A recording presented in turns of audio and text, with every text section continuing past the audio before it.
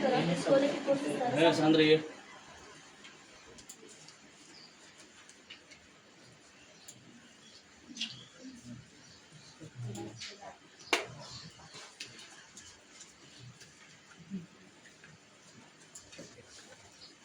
भगवान ना जी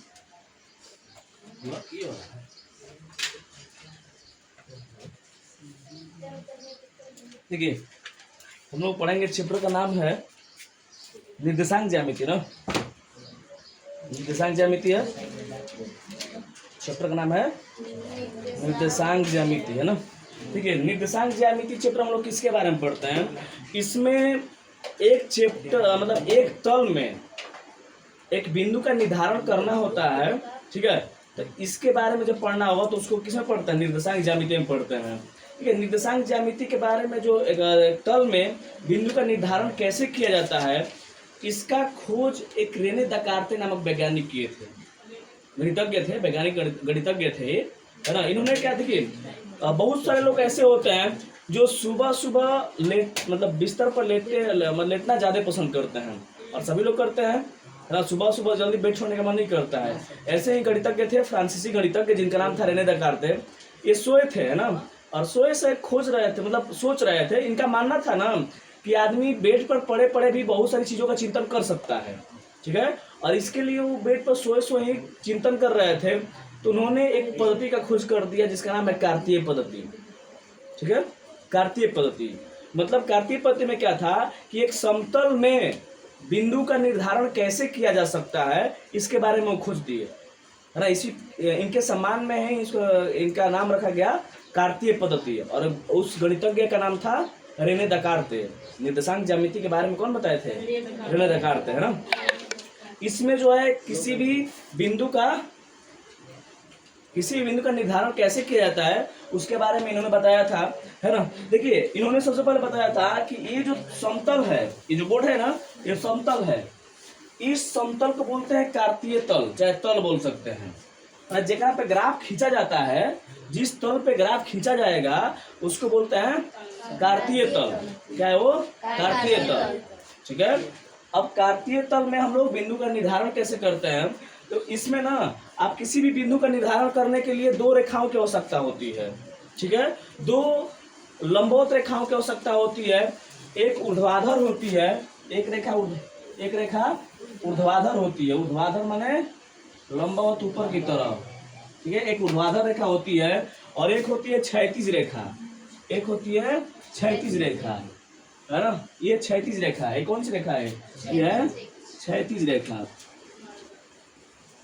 क्षैतिज रेखा। और ये है ऊर्ध्वाधर रेखा, ऊर्ध्वाधर रेखा।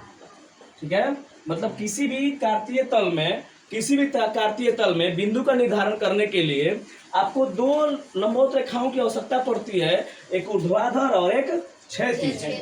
ठीक है, दो रेखाओं की जरूरत पड़ती है। इसमें जो ऊर्ध्वाधर रेखा होती है उसको बोलते हैं वाई अक्ष। क्या बोलते हैं इसको? वाई अक्ष, है ना। इसको ये है वाई अक्ष। ठीक है, और जो ये क्षैतिज रेखा है, इसको ऐसा रहेगा, बेड़ा रहेगा तो क्षैतिज बोलेंगे। इसको बोलते हैं एक्स अक्ष। क्या बोलते हैं? एक्स अक्ष।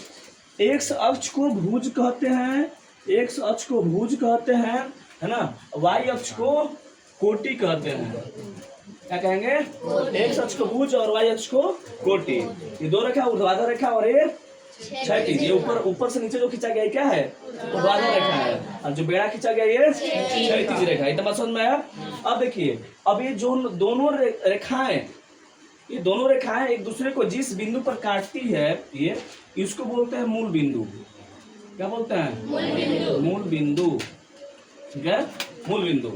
मूल बिंदु का निर्देशांक 0 0 होता है, याद रखिएगा। ठीक है, एक्स अक्ष और वाई अक्ष या क्षैतिज रेखा और ऊर्ध्वाधर रेखा एक दूसरे को जिस बिंदु पर काटती है उसको बोलते हैं मूल बिंदु, और मूल बिंदु का निर्देशांक क्या होता है? 0 0 होता है। चलिए, उसके बाद देखिएगा, ये ऊर्ध्वाधर और क्षैतिज रेखा एक कार्तीय तल हो गया ना, जिसपे ग्राफ खींचते हैं, क्या कहलाएगा? कार्तीय तल। तो कार्तीय तल बोलिए, चाहे तल भी बोल सकते हैं। कार्तीय तल को ये ऊर्ध्वाधर और क्षैतिज रेखा कितने भागों में बांट दी? 4 भागों में। 1 भाग 2 भाग 3 भाग 4 भाग, और प्रत्येक भाग को चतुर्थांश कहते हैं। ये चतुर्थांश 1 है, ये चतुर्थांश 1, ये है चतुर्थांश 2, चतुर्थांश, ये है चतुर्थांश 2, ये है चतुर्थांश 3, और ये है चतुर्थांश 4, चतुर्थांश 4। इतना चीज समझ में आया? मतलब कार्तीय जो क्षैतिज रेखा और ऊर्ध्वाधर रेखा होती है वो कार्तीय तल को कितने भागों में बांटती है? 4 भागों में, और प्रत्येक भाग को चतुर्थांश कहते हैं। प्रत्येक भाग को क्या कहते हैं? चतुर्थांश कहते हैं ना। अब देखिए प्रत्येक चतुर्थांश का चिन्ह अलग अलग होता है। चतुर्थांश 1 में प्लस प्लस होता है, ठीक है। चतुर्थांश 2 में माइनस प्लस होता है, चतुर्थांश 3 में माइनस माइनस होता है, ठीक है, और चतुर्थांश 4 में होता है प्लस माइनस होता है। क्वेश्चन कैसे पूछता है? क्वेश्चन कैसे पूछेगा ऑब्जेक्टिव में? इस पे पूछता है ना कि -3 और -2 ये दोनों किस चतुर्थांश में है? तो दोनों माइनस में है ना, दोनों माइनस में, तो दोनों माइनस किस में है? चतुर्थांश 3 में है ना। ऐसा ही क्वेश्चन पूछेगा। और ऐसे दे दिया जाए 2 और 4 किस चतुर्थांश में है? चतुर्थांश 1 में, कि दोनों, क्योंकि दोनों प्लस में है ना, और दोनों प्लस कहाँ होता है? चतुर्थांश 1 में होता है। ये बात समझ में आ रही है कैसे पूछेगा? इतना चीज समझ में आया? चलिए, तो इतना चीज, और कुछ है इसमें? नहीं, कुछ नहीं है, बस एक बार दोबारा देख लीजिए। सबसे पहले निर्देशांक ज्यामिति में हम लोग पढ़ते हैं किसी तल में बिंदु का निर्धारण कैसे किया जाएगा, ठीक है। किसी भी तल में बिंदु का निर्धारण कैसे किया जाता है इसके बारे में पढ़ना होता है। इसके बारे में बताने वाले जो गणितज्ञ थे वो थे रेने देकार्त। उन्होंने कार्तीय पद्धति दिया था, ये कार्तीय पद्धति है ना। इन्होंने क्या किया था कि एक सोए ही एक समतल में बिंदु का निर्धारण कैसे किया जाता है इसका पता लगा लिए थे, है ना। उन्होंने क्या, इसके लिए क्या बोले थे कि किसी भी समतल में अगर आपको एक बिंदु का पता लगाना है तो उसके लिए 2 रेखाओं की आवश्यकता होती है, एक ऊर्ध्वाधर रेखा और एगो क्षैतिज रेखा। एक ऊर्ध्वाधर रेखा और एगो क्षैतिज रेखा, 2 रेखाओं की आवश्यकता होती है ना। अब ये दोनों रेखाओं में ना जो ऊर्ध्वाधर रेखा होती है, ऊर्ध्वाधर रेखा, ये इसको वाई अक्ष कहते हैं या इसी का नाम है पुटी, और जो ये क्षैतिज रेखा है ये है एक्स अक्ष, या इसी को बोलते हैं भुजा, सॉरी भुजा करे भुज बोलते हैं ना। और ये दोनों रेखाएं एक दूसरे को जिस बिंदु पर काटती है उसको कहते हैं मूल बिंदु का निर्देशांक होता है। उसके बाद एक कार्तीय पद्धति, जो कार्तीय तल है, इसको ये रेखाएं मतलब एक्स अक्ष और वाई अक्ष, ये दोनों रेखाएं मिलकर इसे कितने भागों में बांट देती है? 4 भागों में बांट देती है, और प्रत्येक भाग को चतुर्थांश कहते हैं। और हर चतुर्थांश का चिन्ह क्या होता है? अलग अलग होता है। पहला में प्लस प्लस, दूसरा में माइनस प्लस, तीसरा में माइनस माइनस। इस पे क्वेश्चन कैसे पूछेगा समझ में आया?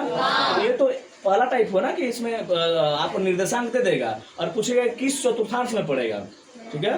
अब इसमें बिंदु का निर्धारण कैसे करते हैं, ठीक है, तो इसको एक ग्राफ के द्वारा हम लोग प्रदर्शित करेंगे। अभी ये बेसिक नॉलेज है इसका, ठीक है।